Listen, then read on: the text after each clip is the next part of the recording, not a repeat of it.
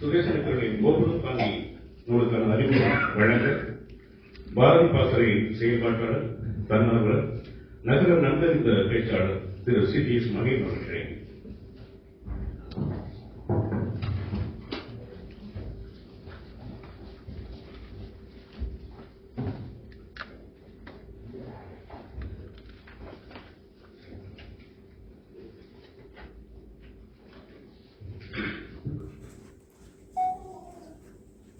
நாஞ்சில் அவர்கள் உள்ளிட்ட அவை வணங்குகிறேன். நல்ல பேச்சாளர் நான் சொல்றேன். இல்லை, நான் என்னைக்குமே பேச்சாளராக இல்லை, உள்ளத்துல இருந்து என்ன படுதோ அதை தான் பேசி படுத்தோம். சுதேசமித்திரன் நட்பின் அடையாளத்தில் அப்படி சொல்லியிருக்கலாம். அந்த அறிமுகம் எனக்கு பொருத்தமானதாக இருக்காது. சுதேசமித்திரனோட இந்த கோபுரம் தாங்கி இது 2ஆம் பதிப்பு. முதல் பதிப்பு ஒரு 1990களில் வெளியாவதாக என் நினைவு. சுதேசமித்திரனோட ஒரு எழுத்து பரிணாம வளர்ச்சி இந்த 2 வெளியீடுகளுக்கும் இல்லை, முகவரியிலே தெரியும். அது முதல் கிழப்பதிப்பு வெளியிட்டதுல அவருடைய முன்னுரை எழுதியிருக்கிறதுல இருக்கிற ஒரு ஸ்டைலும் இப்ப இருக்கிறதுக்குமே இருக்கிறது ஒரு பெரிய விஸ்வரூபம் எடுத்ததான வளர்ச்சியாக நான் பார்க்கிறேன். முதல் படிப்புல எப்படி கதை எழுதுவது அப்படின்லாம் நான் இதில் சொல்லியிருக்கேன், இந்த மாதிரிலாம் சொல்லியிருப்பாரு. ஆனா இங்க இந்த பின்னாடி வரும்போது ஒரு அவையடக்கத்தோடு தீவிர இலக்கியத்தில் இருப்பவர்கள் எந்த நோக்கில் அணுகுவார்கள் அப்படிங்கிற மாதிரி ஒரு முன்னுரை ரொம்ப அழகா, ஒரு மைன்யூட்டா ஒரு சின்ன டிஃபரன்ஸ் இருக்கும். ஆனால் அது ஒரு பெரிய எழுத்தரோட ஒரு பெரிய வளர்ச்சியை இந்த 20 ஆண்டு காலங்களில் சுதேசமித்திரன் வந்திருப்பதாக நான் பார்த்தேன். இந்த கதைகள் முழுவதும் ஒரு எளிமையான நடையில் நம் உணர்வுகளோடு விளையாடக்கூடியதாக கதைகளாக நான் பார்க்கிறேன். ஒரு ஒரு சிறுகதைக்குன்னா ஒரு ஸ்டாண்டர்ட் டெம்ப்ளேட் இருக்கும்.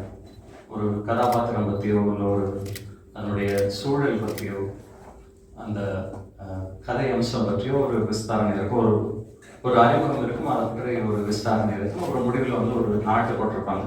அந்த முடிவு ஒரு அனுமானிக்கக்கூடியதாகவும் அனுமானிக்க முடியாதாகவும் இல்லை வாசகர்களின் பார்வைக்கு அவரவர்கள்ட்ட அனுமானத்திற்கே விட்டு விடுவதற்கு இப்படி ஒரு ஸ்டாண்டர்ட் டெம்ப்ளேட் இருக்கும். இதை பற்றின எனக்கு பெரிய விமர்சன பார்வையெல்லாம் இல்லை. இந்த டெம்ப்ளேட்டுகள் தான் இவரோட இந்த கதைகளும் வெட்டினாங்க. ஆனால் அவர் எடுத்துக்கொண்டிருக்கும் கருவும் அவருடைய எழுத்து பாணியும் கதாபாத்திரங்களை அழுத்தமாக பதிய வைக்கிறது, இதெல்லாம் ஒரு தனித்துவ அடையாளத்தை இந்த எல்லா சிறுகதைகளிலுமே சுதேசமித்திரன் காமிக்கிறார். ஒரு இந்த கதைகள் மொத்தமாக மேலோட்டமாக ஒரு கழுகு பார்வையிலிருந்து பார்த்தோம்னா ஒரு கும்பகோணத்து, அவரோட ஸ்லாங்கில் சொன்னால் கும்பகோணத்து அக்ரஹார வீதிகளில் உள்ள ஆங்காங்கே கேட்கும் சில கதைகளை, ஆங்காங்கே பார்க்கும் சில கதாபாத்திரங்களை, பார்த்தும் பார்த்திராத கதாபாத்திரங்களை இல்லை பொதிந்து வைத்திருக்கிற கதாபாத்திரங்களில் அடைக்கப்பட்ட மனக்கதவுகளை திறந்து வெளிக்கொண்டு வரும் கதாபாத்திரமாக ரொம்ப அருமையாக படிச்சிருக்கார். நான் கதைகளுக்கு உள்ள பெருசா போக விரும்பலை. அதை நீங்க படிக்கும்போது அதோடைய சுவாரஸ்யம், அதோடைய பாணி, அதை நீங்க அனுபவிக்கணும் அப்படிங்கிறதுனால சின்னதாக கோடு காட்டிட்டு போயிடலாம்னு நினைக்கிறேன். ஒரு அணிப்பழம் சிறுகதையில ஒரு சீதாராமன் ஒரு கேரக்டர், அவர் அவருடைய காதலி மங்களாவை காதலித்திருப்பார். பணி நிமித்தமாக வேறு ஊருக்கு சென்றிருப்பார். அவர் சென்றிருக்கிற நேரத்தில் அவருடைய மங்களாவின் கல்யாண பத்திரிகை வரும். அதை பார்த்துட்டு அதிர்ச்சியில் இருந்துட்டு அது என்ன ஆகும்னு தெரிஞ்சுக்கணுங்கிறதுக்காக ஊருக்கு வருவார். ஊருக்கு வந்த நேரத்தில் கிட்டு மாமா அவருடைய நிலம் அங்கே குத்தகைக்கு கிட்டு மாமாட்ட கொடுத்துருப்பார். அந்த கிட்டு மாமாட்ட குத்தகை பணம் வாங்குவதற்காக வருவதாக ஒரு காரணத்தோடு நான் மங்களாவுக்கு என்ன ஆச்சு அப்படிங்கிறத பற்றி தெரிஞ்சுக்கிற மாதிரி தானே அந்த கதையமைப்பு. இவரோட நடை பாணி ரொம்ப எளிமையா இருக்கும். ஆனா ஒரு நறுக்குன்னு எங்கேயோ ஒரு இடத்துல தைக்கிற மாதிரியோ கொட்டுற மாதிரியோ இல்லை சீண்டி பார்க்குற மாதிரியோ இருக்கும். ஒரு இடத்துல ஒரு கேரக்டரைசேஷன் பற்றி சொல்லிட்டு இருக்கும்போது சொல்லுவார், உப்மா தொண்டைக்குள் இறங்காமல் மங்களா அடைத்து கொண்டிருந்தார். இது இந்த ஒரு வரியில அந்த ஒரு கேரக்டர் என்ன பாடப்படுது, அந்த இன்னொரு கேரக்டரோட இம்பேக்ட், மங்களாவோட இம்பேக்ட் எப்படி இருக்கு, இவர்னால சாப்பிட முடியாம என்னங்கிற ஒரு ரெஸ்ட்லெஸ்னஸ் இருக்கு. இது எல்லாத்தையுமே ஒரு சின்ன 2 வரிக்குள் இது மொத்த கதைகளுமே எல்லா இடத்துலையுமே அவருடைய எழுத்து பாணி இப்படிதான் ஒரு சின்னதாக ஒரு சிம்பிளாக ஒரு தட்டு தட்டிட்டு போவார். ஆனால் ஒரு ஒரு வழி சொல்ல முடியாத ஒரு குழந்தை அழும்போது இருக்கும் நமக்கு இருக்கிற ஒரு பரவரப்பை, ஒரு அழமுடியாத குழந்தை ஆனால் வலியில் துடிப்பதை பார்க்கும்பொழுது இருக்கிற ஒரு அழுத்தமான ஒரு அமைதியை, இதெல்லாம் இந்த எழுத்து தொடர்ந்து கொடுத்துட்டே இருக்கு. எல்லாம் இன்னொரு ஒரு நான் பார்க்குற ஒரு பொதுவான விஷயம், எல்லா கதைகளிலுமே முதல் முறை பார்க்கும்போது படிக்கும்போது பெருசாக அந்த கேரக்டரை பற்றி தெரியல. அந்த எல்லா ஸ்டோரியும் வழக்கம் போல கடைசியில் ஒரு ட்விஸ்ட் வச்சு ஒரு நாட்டை வச்சு முடிக்கிறாரு. அது நீங்கள் அந்த கதைகளை படிக்கும்போது தான் உங்களுக்கு சுவாரஸ்யம் தெரியுங்கிறதுனால அந்த கதைகளுக்குள்ள நான் போக விரும்பல.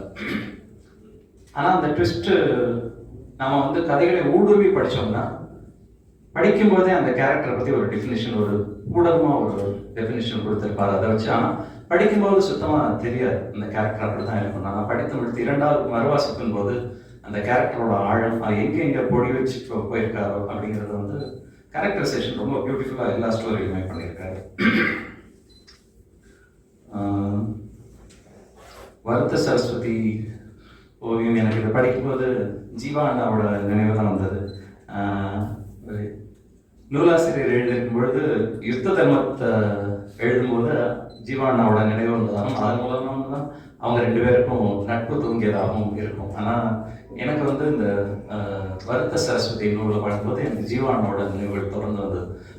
வருத்த சரஸ்வதி ரொம்ப சிம்பிளான ஸ்டோரி. ஒருத்தர் வந்து ஒரு அந்த ஊரில் இருக்கிற ஓவியத்தை வந்து ஒரு படத்தை, ஒரு பழைய ஃபோட்டோவை காமிச்சு இதை வரைஞ்சி கொடுக்கணும் அப்படின்னு கேட்பார். வரைஞ்சி கொடுக்கணும்னு கேட்கும்போது, ஏன் இது எதுக்கு, நீ பெரிய ஃபோட்டோ கடையில் போய் எடுத்துக்கோ, அதை மட்டும் ஜூம் பண்ணி தனியாக எடுத்துக்கலாமே. இல்லை இல்லை, ஓவியம்னா தெய்வம், ஃபோட்டோனா மனுஷன் அப்படின்னு சொல்லுவார். இது இவருக்கு ஈர்க்கப்படும். அதை தாண்டி அவரை இம்ப்ரெஸ் பண்ணுறதுக்காக, இது எங்கள் அம்மாவோட 14 வயதில் எடுத்த படம், எங்கள் அப்பா காமிக்கிறதுக்காக எடுத்த படம் அப்படின்னு சொல்லும்போது சென்டிமெண்ட் அஃபெக்ட் ஆகி இவர் அந்த படத்தை நீங்கள் ரவிவர்மா சாயலில் வரைவீங்க அப்படின்லாம் இவர் சொல்லுவார்.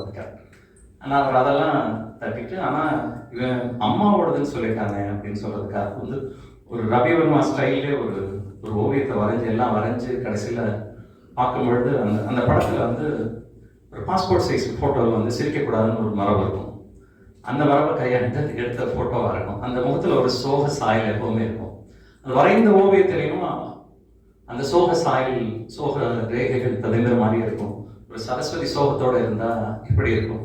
ஸோ ஓவியருக்கு திருப்தி வராது, ஆனால் வரைய சொன்னவருக்கான திருப்தி, அதை பலனை அவர் அடைஞ்ச மாதிரி போவார். இவருக்கு இந்த ஓவியம் சிரிச்ச மாதிரி இருந்தால் வந்தால் நல்லா இருக்குமே அப்படின்ட்டு ஒரு மனக்கவலையோட இந்த ஓவியம் அவர் சிரித்த மாதிரி ஏதாவது புகைப்படம் இருந்தா, இல்லை அவரோட தங்கை யாராவது இருந்தால், உறவினர்கள் யாராவது இருந்தால், அம்மாவுடைய பழைய படம் வீட்டுக்குள்ள போனால் ஏதாவது பழைய படங்கள்ல இருந்து சிரித்த முகபாவம் கிடைக்குமா அப்படிங்கிற மாதிரி சிந்திச்சு பாரதியார் மாதிரி சரஸ்வதியோட கவிதைகள்லாம் நினைவில் வந்து இப்படி தயங்கி ஒரு மாதிரி மனப்போராட்டத்தில் இருக்கும் பொழுது மறுநாள் அவர் வீட்டுக்கு ஒருத்தர் வராரு. அவர் கடைசியில் பார்த்தா அந்த நபர் வந்து அவர் தான் காதலிக்கும் பொண்ணோட படத்தை தான் கொடுத்துருக்காரு. அந்த காதலின் அப்பா வந்து இவர் கூட சண்டை போடுற மாதிரியான அந்த சம்பாஷணைகள் அதுக்கப்புறம் வேற என்ன நடக்குது அப்படிங்கிறத நீங்க கதைகளை தெரிஞ்சுக்குவீங்க. இப்படி ஒவ்வொரு கதையிலும் ஒரு யுனிக் நாட் ஒன்று வச்சிருக்காரு. இது வந்து இவருடைய ஓவரால் கதை வானிலை எப்படி இருக்குன்னா, ஒரு கதாபாத்திரத்தின் கோணத்திலிருந்து அணுகிற மாதிரியான ஒரு ஸ்டைல். அப்புறம் ஒரு கதாபாத்திரத்தை சுற்றி இருக்கிற கதாபாத்திரங்கள் என்ன பார்வையில் பார்க்குறாங்க, அதற்கான அவர்களுடைய கற்பிதங்கள் என்ன, புரிதல்கள் என்ன அப்படிங்கிற மாதிரி ஒரு ஸ்டைல். ஒரு சில இடங்களில் கதாபாத்திரங்களே இருக்காது, ஆனால் அந்த கதாபாத்திரங்களை பற்றி பேசிட்டு இருப்பாங்க. அணிற்பழத்தில் மங்களாவை பற்றி கதை முழுக்க பேசிக்கொண்டு இருப்பார்கள். மங்களா ஒரு வார்த்தை கூட பேசியிருக்க மாட்டாங்க. மங்களாவின் தோட்டம் எப்படி இருக்கும்னு ஒன்று இங்கேயும் டெஃபினேஷன் இருக்காது. மங்களா ஒரு வார்த்தை கூட பேசியிருக்காங்க. அவரோட கேரக்டர் வந்து கதாபாத்திரம் கடைசி வரைக்கும் அழுத்தமாக பதிவுபட்டு இருக்கும். ஒரு சில கேரக்டர் வந்து கதாபாத்திரம் ஹீரோவோட பேரே சொல்லாம, ஹீரோயினோட பேரே சொல்லாம கதை கடைசி வரைக்கும் கொண்டு போய் நம்மளுடைய அனுமானத்திற்கு ஒரு பேர் வச்சுக்கிற மாதிரி ஒவ்வொரு சிலர் பார்த்தா நமக்கு ஒரு பேர் தோணும்ல. ஒரு குண்டா இருக்கிற பார்த்தா துரை அப்படின்னு சொல்லுவோம். ஸோ அந்த மாதிரி நாமளே வந்து அந்த கேரக்டரை வந்து ஸ்வீகாரம் பண்ணி அதுக்கு ஒரு பெயர் கொடுத்து நாமளே கொண்டு போற மாதிரி, கதையை கொண்டு போற மாதிரி வாசகர்களை கையோடு இழுத்து சென்றே அவர் பயணப்பட வைக்கிறார். மொத்தத்தில் வந்து நான் ஏற்கனவே சொன்ன மாதிரி எந்த கதையும் பற்றி நான் பேச விரும்புகிறேன்.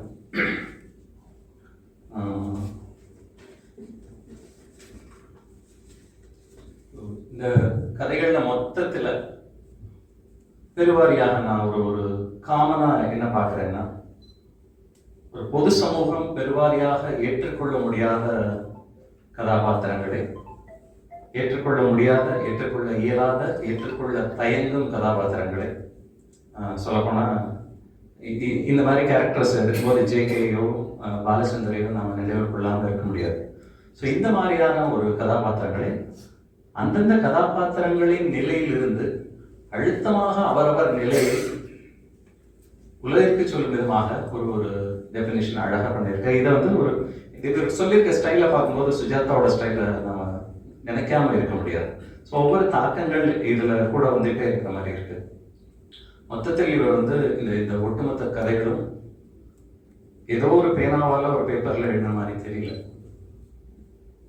ஒரு நெம்புகோலை வைத்து நம்ம உணர்வுகளை நம்பி விட்டது போல இருக்கு. அந்த மை ரொம்ப இலவாக இருப்பதாலோ என்னவோ நம் உணர்வுகளுக்குள் ஊடுருவி நமக்கு பெரிய தாக்கத்தை ஏற்படுத்தி கொண்டே இருக்கிறது. இந்த கதைகளை படிக்கும் பொழுது உங்கள் மௌனங்கள் கலையலாம். வாழ்வில் இந்த கதாபாத்திரங்களை ஒரு முறையாவது நீங்கள் பார்க்கலாம். பார்த்திருந்தால் நீங்கள் வாசித்திருப்பீர்கள், நீங்கள் வாழ்ந்திருப்பீர்கள். வாழ்த்துக்கள் சுதேஷ். நன்றி.